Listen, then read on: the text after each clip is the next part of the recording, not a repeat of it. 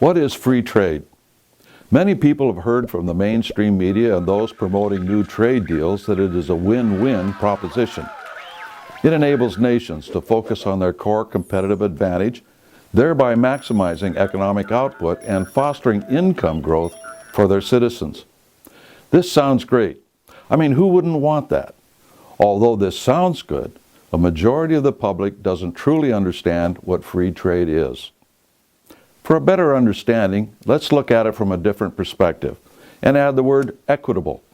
In other words, how can you level the playing field globally when it comes to free trade? Let's examine what is needed in order to have equitable free trade. First, taxes must be comparable. You can imagine trade between the country of America, who has high corporate tax, and a country of Singapore, who has lower corporate tax. Who wins in the trade swap?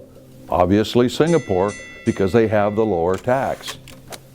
2, a single monetary system must be in use.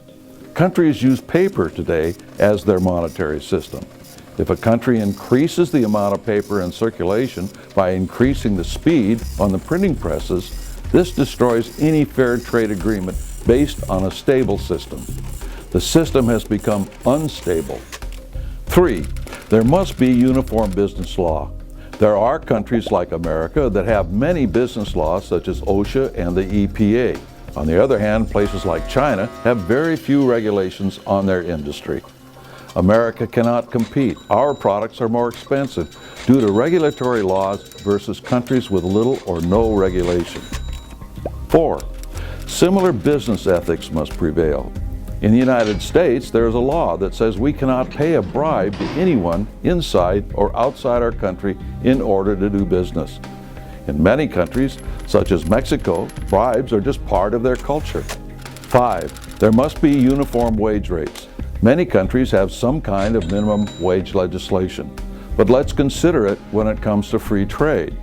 If in one country you pay $15 an hour to make a shirt, and in another country 50 cents to make the same shirt, guess who wins?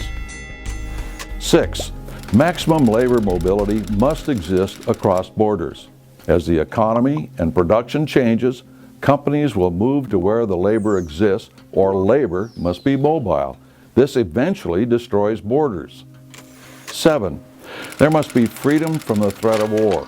History has proven time and again that war stops trade and can destroy economies. 8, all the above would have to be enforced by a single world government. There has to be some sort of government to enforce all of this. Trade agreements may make tariffs more compatible, but you can see that there is more to equitable free trade than tariffs. Obviously, trade is good between individual countries, but as you can see, it needs to be equitable. This is impossible between groups of countries without firm control by an international government or agency. This is why the 8th point is so dangerous. We cannot allow trade agreements to erode the independence of the American people or our Constitution by having an international government or regulatory agency rule over American law, the Constitution, or business. Modern trade agreements and partnerships would diminish our independence and the Constitution. The very idea of calling these agreements partnerships demonstrates that they are economic mergers, not trade in the classic sense, and therefore they need to be rejected by Congress if we, the American people, are to maintain our freedom. Let's get back to the traditional trade we engaged in for 200 years and built this country into the economic miracle we enjoy, and stay away from huge trade partnerships that build international government.